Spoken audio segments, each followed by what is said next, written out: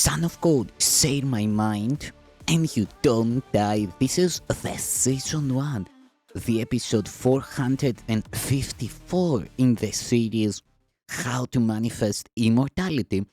And the name of today's teaching is Creation and Communication.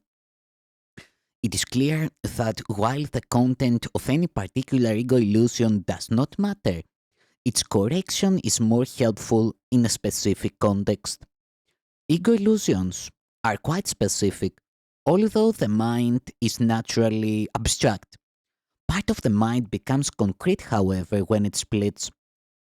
The concrete part believes in the ego because the ego depends on the concrete.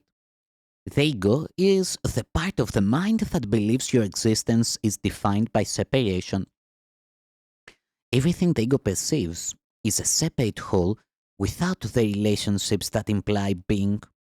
The ego is thus against communication, except insofar as it is utilized to establish separateness rather than to abolish it. The communication system of the ego is based on its own thought system, as is everything else it dictates. Its communication is controlled by its need to protect itself, and it will disrupt communication when it experiences threat. This disruption is a reaction to a specific person or persons. The specificity of the ego's thinking then results in spurious generalization, which is really not abstract at all. It merely responds in certain specific ways to everything it perceives as related. In contrast, spirit reacts in the same way to everything it knows is true and does not respond at all to anything else. Nor does it make any attempt to establish what is true. It knows that what is true is everything that God created. It is in complete and direct communication with every aspect of creation because it is in complete and direct communication with its creator. This communication is the will of God. Creation and communication are synonymous. God created every mind by communicating his mind to it, thus establishing it forever as a channel for the reception of his mind and will.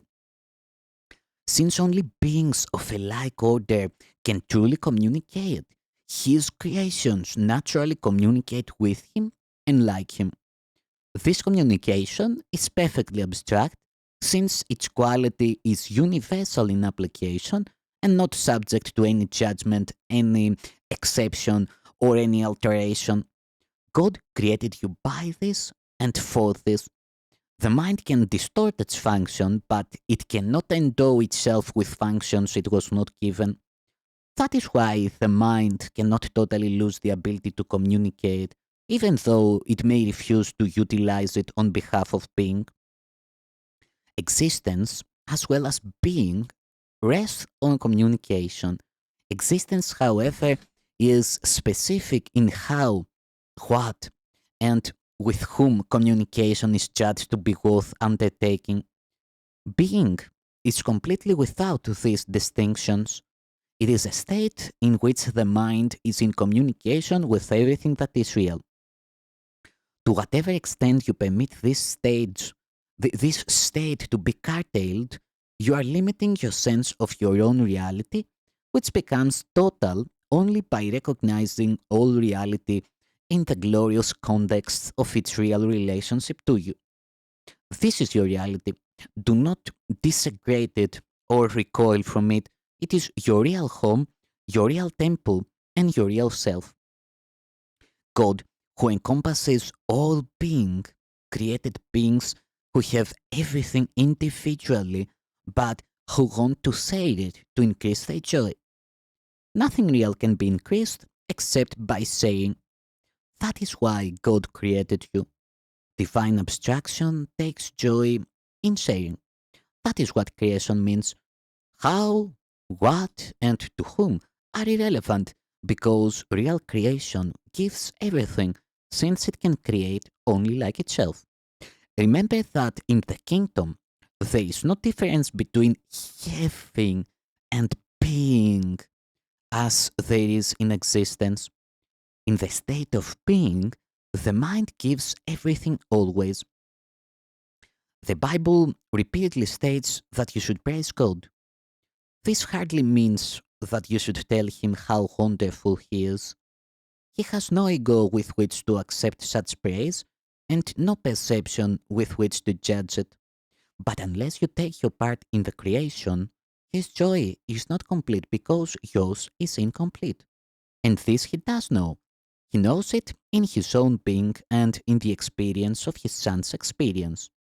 The constant going out of his love is blocked when his channels are closed, and he is lonely when the minds he created do not communicate fully with him. God has kept your kingdom for you, but he cannot share his joy with you until you know it with your whole mind. Revelation is not enough because it is only communication from God. God does not need revelation returned to him, which would clearly be impossible, but he does want it brought to others. This cannot be done with the actual revelation. Its content cannot be expressed because it is intensely personal to the mind that receives it. It can, however, be retained by that mind to other minds through the attitudes the knowledge from the revelation brings. God is praised whenever any mind learns to be wholly helpful. This is impossible without being wholly harmless, because the two beliefs must coexist. The truly helpful are invulnerable because they are not protecting their egos, and so nothing can hurt them. Their helpfulness is their praise of God, and He will return their praise of Him because they are like Him and they can rejoice together. God goes out to them and through them, and there is great joy throughout the kingdom. Every mind that is changed adds to this joy with its individual willingness to share in it. The truly helpful are God's miracle workers whom I direct until we are all united in the joy of the kingdom. I will direct you to whatever you can be truly helpful and to whoever can follow my guidance through you.